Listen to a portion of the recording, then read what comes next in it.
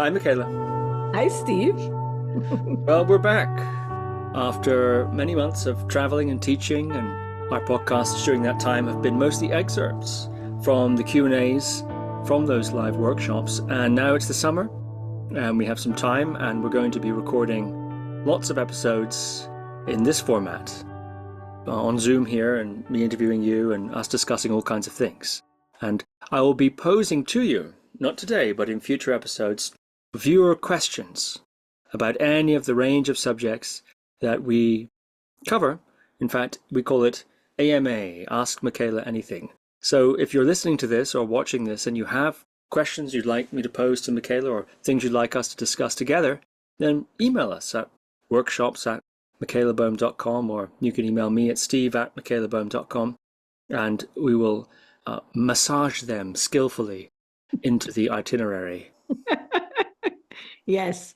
Or even if it's just a theme, sometimes there's themes that show up.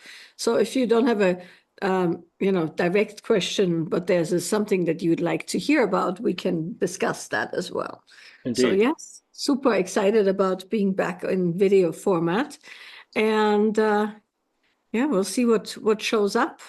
So what have you been up to, Michaela? You've come back from several months of touring and teaching, and you've been in Ojai now for a little while. What do you do when you're not out on the road teaching and traveling? And what have you been up to in this recent summer period? Coming back has been quite nice because we have a bit of space now till teaching starts again, which is not till September.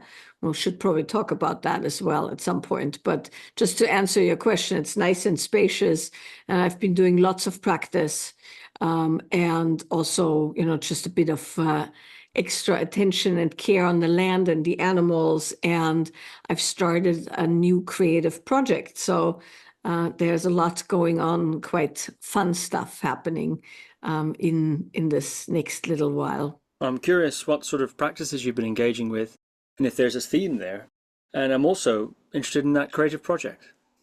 Well, as far as practice goes, when you talk about this a lot, when we talk about, in teacher trainings and things like that, when we talk about how do you create a practice that has a bit of breathing room and, that you can expand and contract. And so, of course, while we were on the road and teaching in Europe, and before that we were in Australia, and, before that we were in Portugal, in those times, my morning practice particularly has to be quite contracted because there isn't so much time.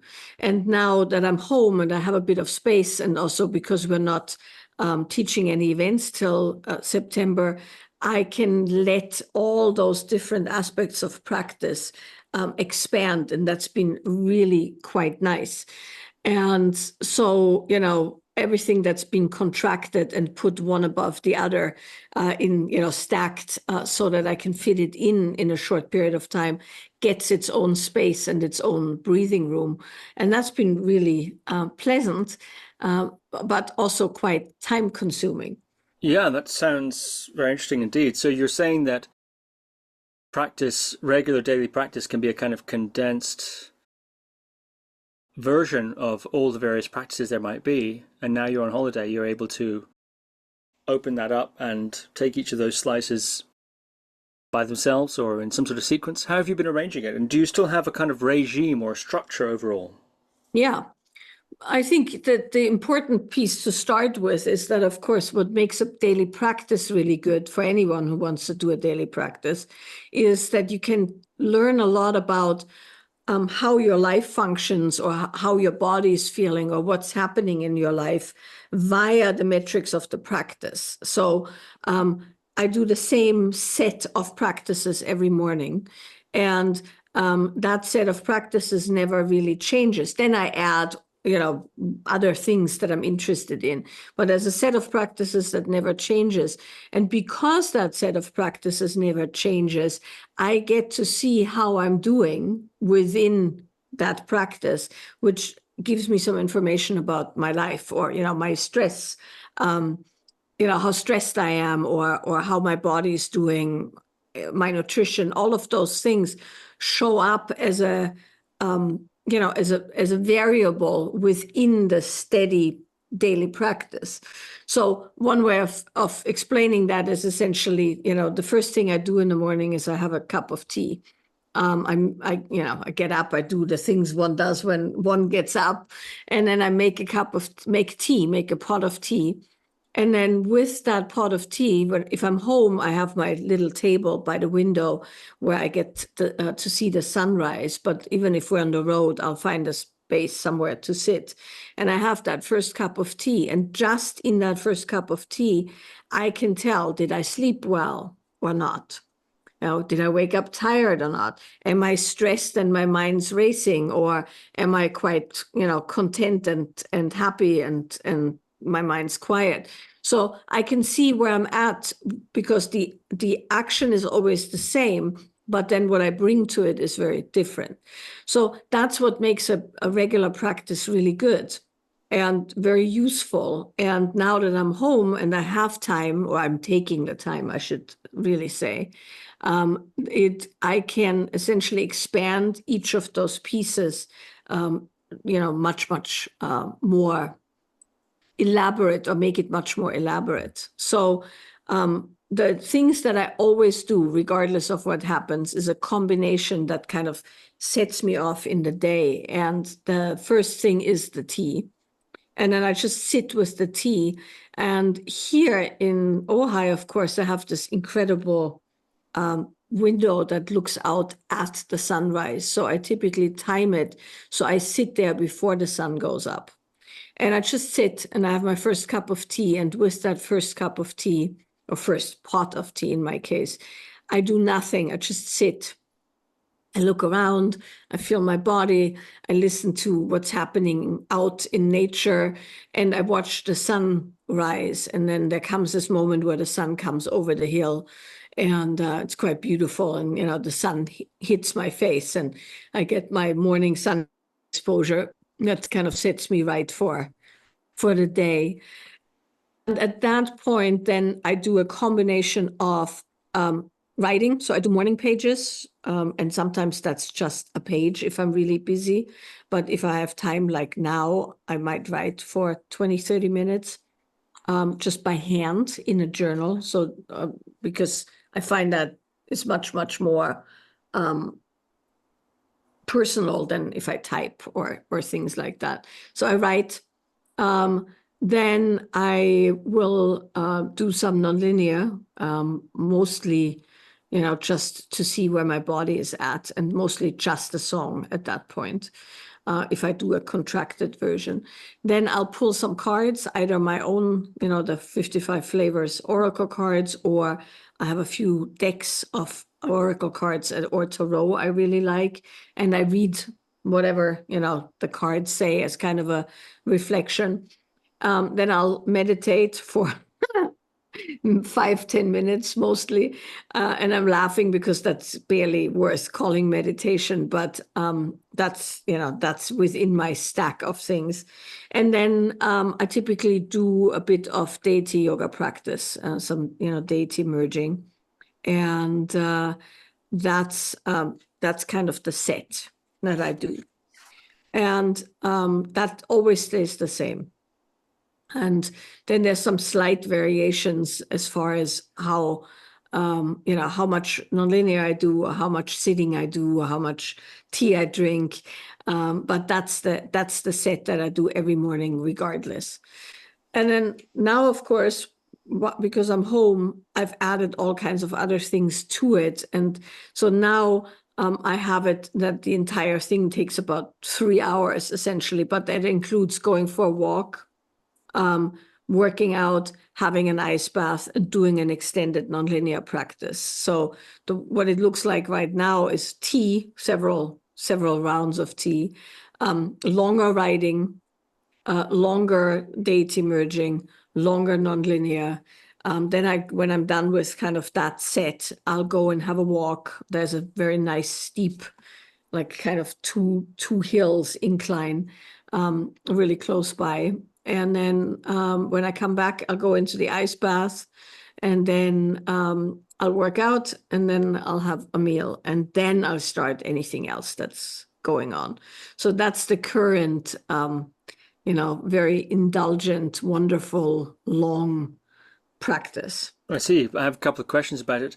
First of all, you said morning pages. What's that? What's the difference between that and just journaling?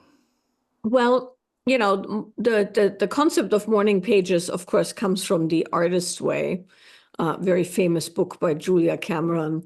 That's essentially was meant for people to really kind of jog their creative ability and their ability to see themselves as an artist, in whatever way they do. And the only thing that I have taken from that is the morning pages, meaning I don't do any of the other practices she has there, because I think it's quite nice to not have to journal, because I personally don't ever reread what I write in the first place. And so, any kind of Dear Diary entry is kind of somewhat useless, because whatever I might want to write there isn't, first of all, never going to be read again, and also has very little consequence, because it's just a kind of reflection of that moment. And morning pages, to me, work a lot better, because that's essentially the whole idea, is that you write regardless if you have something to write or not, that you write as a practice of writing and expressing yourself. And so the morning pages could be anything. And in my case, often it's thoughts I have about, let's say, new workshop material or personal things that I'm kind of exploring, where I have thoughts on things, but they're not really, fleshed out. Or I might remember something, or I might be having something that bothers me, or also is enjoyable. So instead of writing, well, yesterday I did this and then this happened, I essentially kind of go on an exploration where I write all kinds of different things for the allotted time, and I do it with a timer, and I just write and write and write and write till that's done. And we've talked about this before. I've also done that protocol where you continuously write about, traumatic or upsetting things in your life, and you write about it again and again and again, for 15 minutes each. So I've done that as well, but recently I'm just, fleshing out thoughts, or pondering certain things, or, writing down ideas for stuff. But I keep the writing going, and that's been really nice, because it kind of keeps I don't know, the pencil sharp, so to speak, but it doesn't have to produce anything, which I find very good, because, and I think that is, of course, the reason why she gave that as a practice, because it's so tempting to constantly have to produce something, have an output that's usable. And the whole idea with the morning pages is it's not usable output in the classic sense that you then make a book or an article out of it. It's there so that you can explore. So I really like that. I see. Very interesting.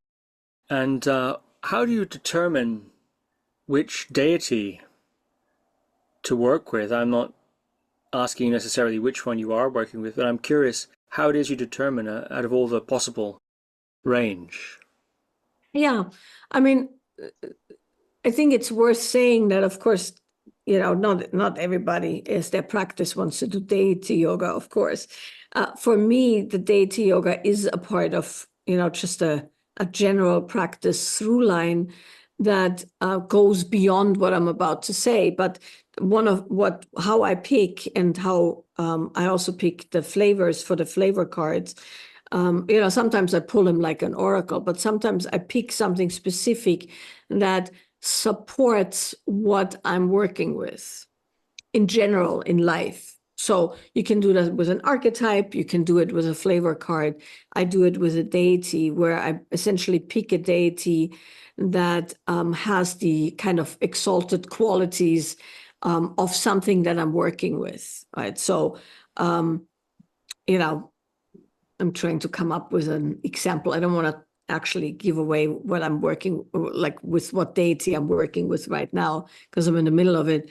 and it's a deity I've never worked with before, so it's very, very interesting because it's a completely new engagement for me, which I really love, and I've been really unpacking it, very slowly.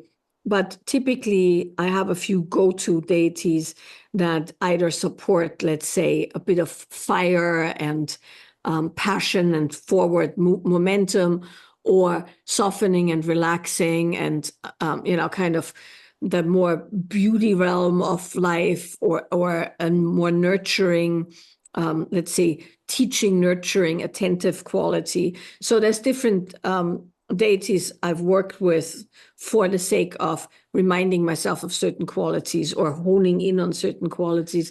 But right now I'm working with a brand new deity, and do it every single day, and it's been very interesting, both in seated practice, but also in movement practice, to see what that entails and how that goes. Very interesting indeed. And I understand you have some creative projects on the docket also. Yeah.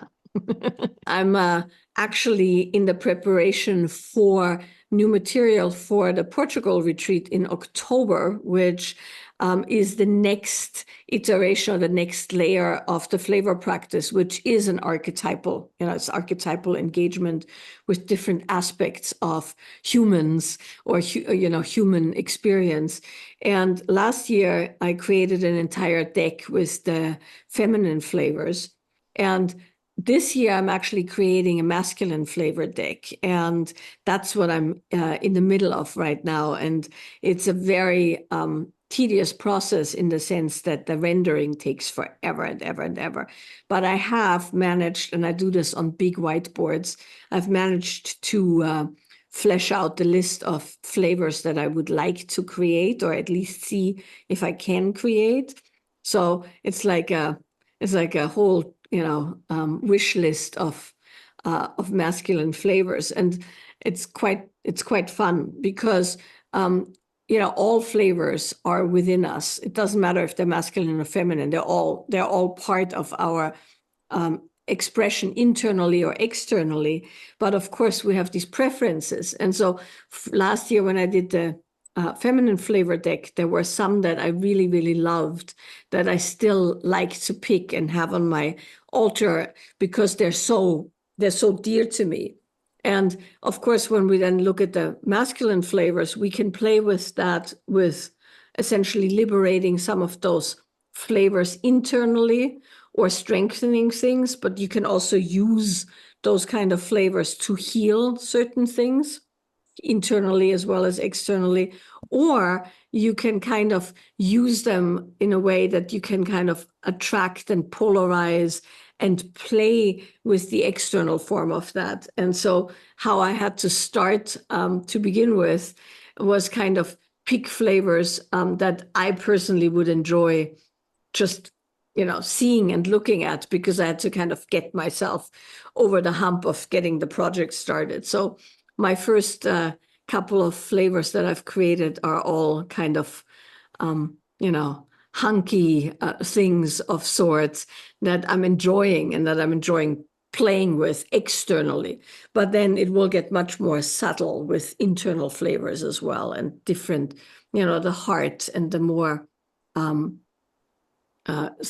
of finer realm connected flavors. So there's a lot in there. I'm just at the beginning of it, but it will all be rolled out in October in Portugal for that next layer of the flavor practices. And hopefully by then I will have a cohesive deck that we can play with, because I always wanted to do that because it's a really useful practice for creating deeper relationships with the people in our lives, but also internally. And so that's kind of what I'm playing with. And once I have a bit of that, meaning I have the first set of usable cards, I'm going to practice with them and see how they can be used so that, the material that I want to teach in October is kind of come to life, beforehand. So that's what I'm working with. That's interesting to hear you talk about that process. And as we've been discussing the Portugal retreat and the material and what it's going to look like, it's turning out, I think, to be something quite unusual and special. We haven't done anything really quite like this before. I wonder if you might say a little bit about what's been emerging for this October retreat in Portugal. Yeah, so all the things I just talked about, the different ways that you can use flavors, will kind of come to play in that. And so we're going to work with both, the kind of the archetypal but very, very personal expression of, any one human, right? Because it's very, very different for different people. So how do you express as yourself, and then how do you build your own expression out so it's much more faceted? And then from there, we'll use the male flavors as a means of kind of gaining insight into the kind of partners you attract, right? And how are you attracting professional relationships based on your likes and dislikes of these flavors? Because we're drawn to certain things, we're really disgusted by other things, we have resistance, or we are bored. The same that applies to our internal flavors also applies to people outside of us. And so we're going to use these new cards and this new material to kind of see, what do we attract, what do we repel, why is that? We'll use it to fine tune our ability to bring out the best in existing friends and partners and business associates.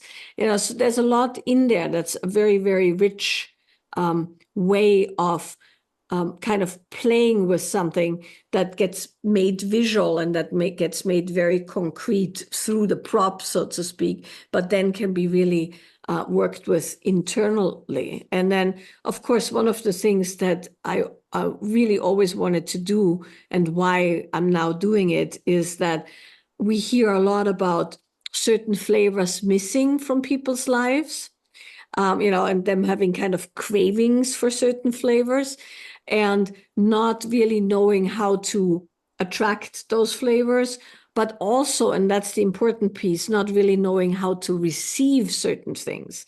And so with this new workshop, we're going to not only look at how do you, actually recognize it, attract it, but also can you actually let it in?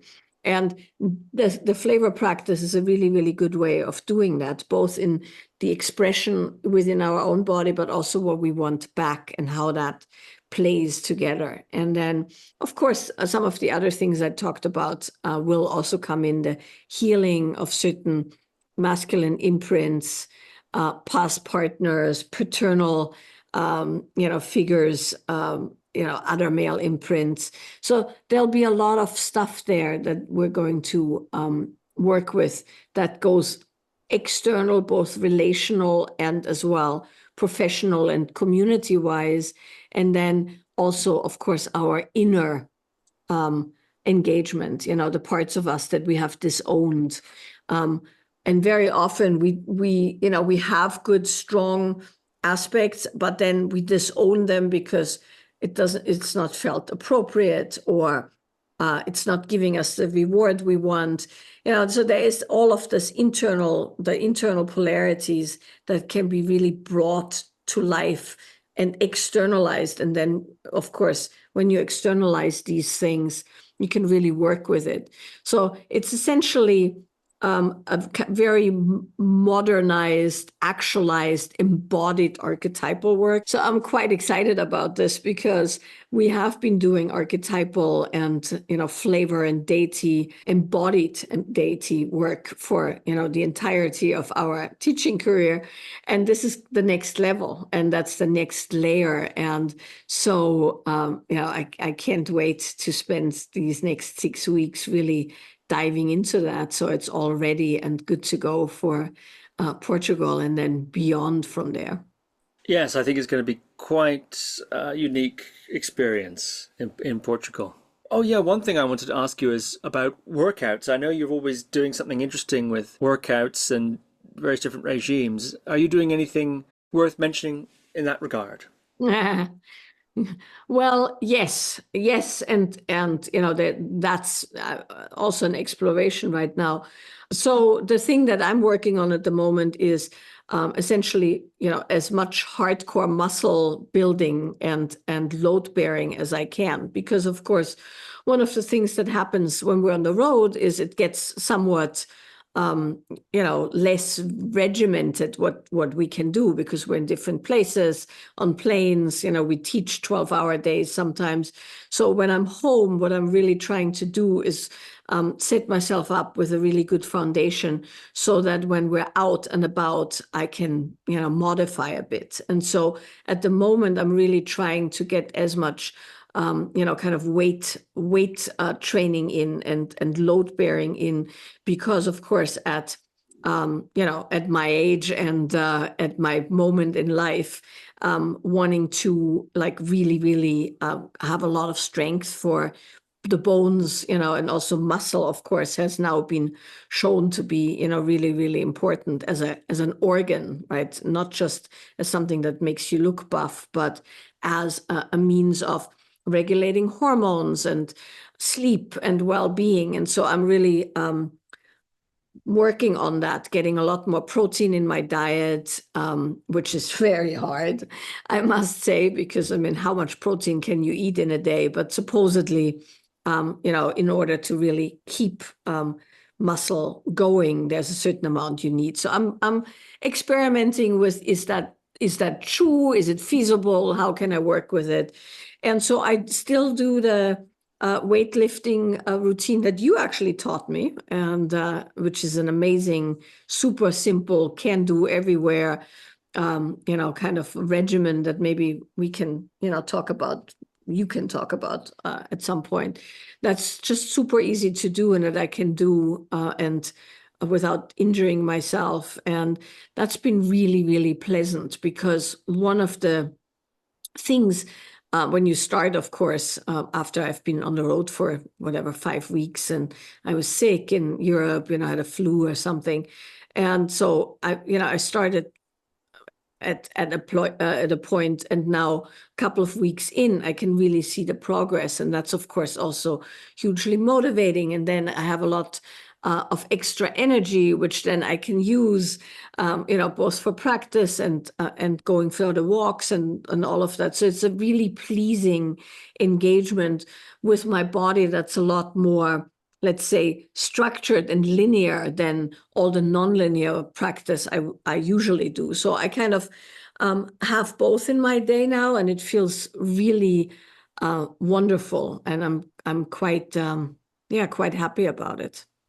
I've always noticed that you're very good at systematizing and getting an awful lot done. So those 3 hours of practice and development, etc., they're happening in the first 3 hours of your day. And that seems to be an important part. I just wonder if you might talk a bit about how it is that you manage to get this stuff done without your life becoming so regimented, because that's not really your style, actually, despite all the things you've been listing. It's not really your style. It's a legalistic way. But at the same time, making sure you actually do get it done, and you're not so loosey-goosey that it just remains an empty ambition. Yeah, it's a fine line there, because in order to get everything done that I want to get done, plus all the things that need to get done in running a business and a teaching, schedule and everything, it does require a fair share of planning. But the way I do it is, and this has been really one of those, game changers. I think we've talked about this before. The first game changer was the sun exposure, morning and evening sun exposure, which has totally transformed my ability to sleep and also get up earlier and things like that. And then the next thing my newest game changer, which also you introduced me to actually, is that Freedom app, right? Is that app that essentially locks me out of social media. And now I'm also locked out of email at a certain amount, in the evening. And that's been such a game changer, because I'm essentially locking myself out of social media and email in the times when I want to get other stuff done. And so in the morning, the first 3 hours are spent on all the practices, but that also includes hanging out with the dogs and watering some plants. And so it has all the elements, and it has a bit of give to kind of flow from one to the other. And so, for instance, the morning walk I take with a friend who lives next door right now. And so I get, a little bit of social time in while I'm going for a walk and things like that. So there's give in there, and there's a bit of variation, but I also have everything that I want to do in those first 3 hours. And then I typically have a block of work and things to do. And the way I've done it now that really, really works is something I learned from a book, actually, that I read on a plane that I was so fired up about. And it makes so much sense. It's time blocking. So it's Cal Newport, if somebody wants to read about it. So it's time blocking. So I don't do the task list or something like that. I make these little boxes with the hours on it. That is a time block. So 6 to 9 is my time block for all my practices and house and whatever stuff. And then 9 to 10 is my prep block, where whatever I need to do that day, I deal with. And then from 10 to 1 or whatever, this after that, it becomes arbitrary based on what I need to do.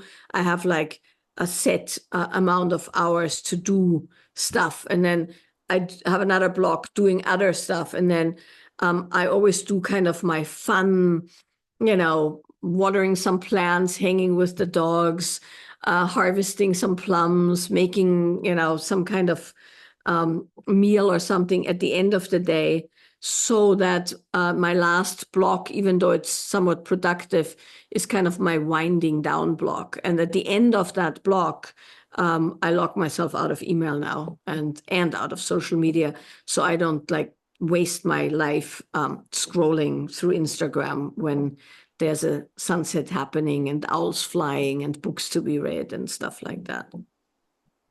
Yeah, that Freedom app is quite fun indeed. And that app, what you can do is sync it with your phone and laptop and program it to block certain apps, websites, etc., and programs at certain times. And there are two options. There's an option where you can override it if you need to. So you just go into the app and override the block. And then there's the hardcore version, which you immediately chose, where you can't override it, no matter what. Even if you're so desperate to see what's going on social media, you can't do it, and you have to just scream into a pillow or whatever it is. So yeah, it's a great app and very interesting indeed. And I think also want to say we're not getting paid to talk about this app at all. It's just, it's worth saying this is not some kind of, like paid endorsement or something. It's just a really damn good app. Yes, indeed.